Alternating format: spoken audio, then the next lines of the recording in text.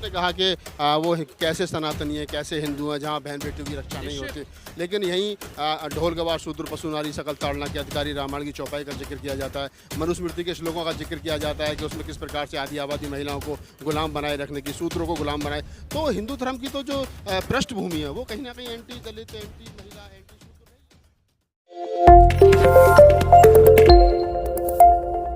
नमस्कार, मैं राहुल नागपाल और आप देख रहे हैं हमारा यूट्यूब चैनल जिसका नाम है बोल 85।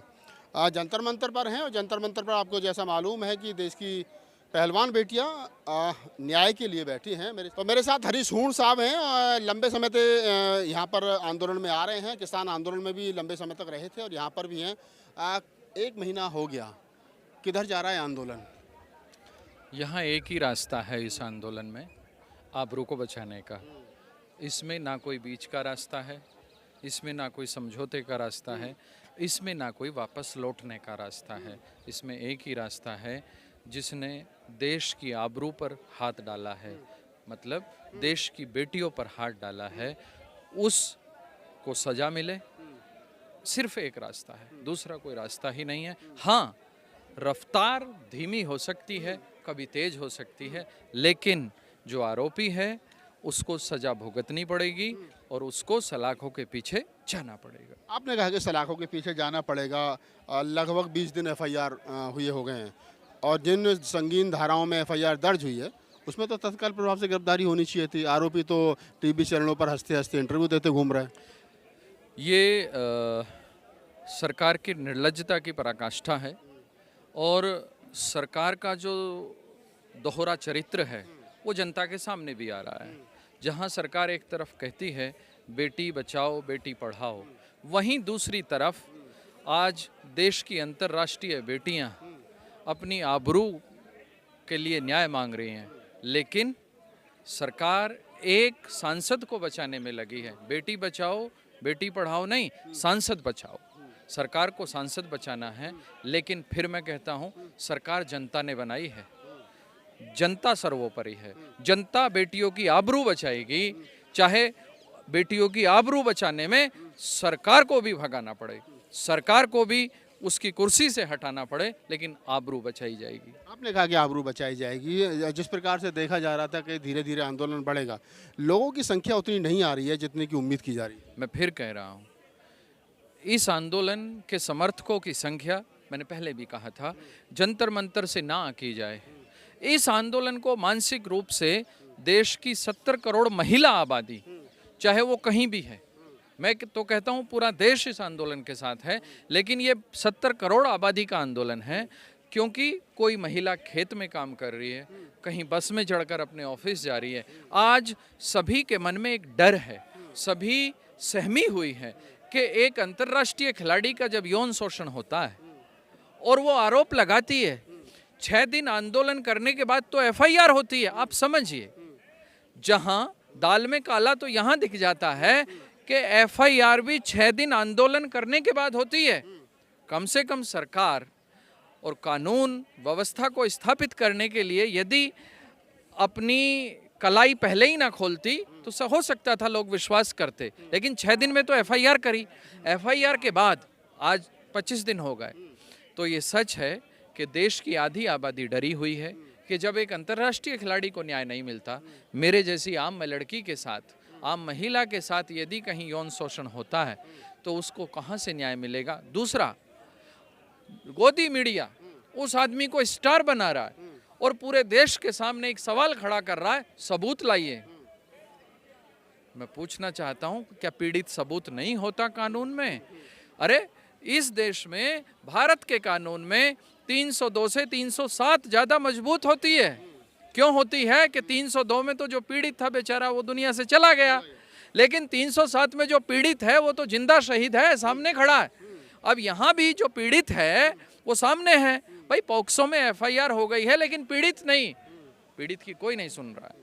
मतलब ये बताइए कि वो टीवी पर बैठकर, और मैं तो कहता हूं कि गोदी मीडिया को शर्म नहीं आती जब उसे टीवी पर बैठाते हैं, कहते हैं कोई ऑडियो वीडियो रिकॉर्डिंग लाइए, कोई फोटो लाइए, कोई गवाह लाइए, कोई दूसरा प्लेयर लाइए। शर्म नहीं आती ऐसी सवाल पूछते हुए? ऐसी बातें करते हुए, यहाँ तक कि एक कमेटी ने भी इस तरह के सवाल पूछे थे।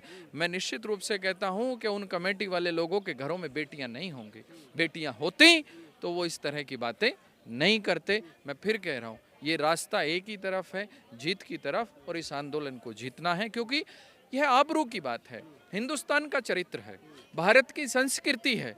जब जब भी आबरू लूटी गई है, जब जब इस देश की आबरू पर प्रहार हुआ है, यहाँ महाभारत हुआ है, यहाँ महाभारत हुआ है।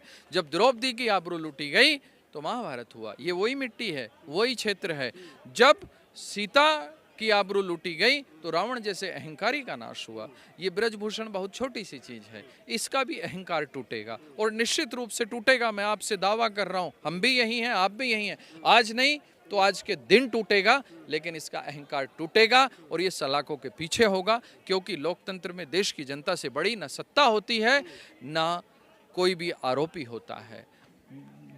आज मुश्किल ये है कि आज का निज़ाम बात कुछ और करता है, व्यवहार कुछ और करता है। अच्छा, एक सवाल और, 28 तारीख को जैसा आपको मालूम है कि नई पार्लियामेंट का जो है वो उद्घाटन हो रहा है, उसका लोकार्पण हो रहा है।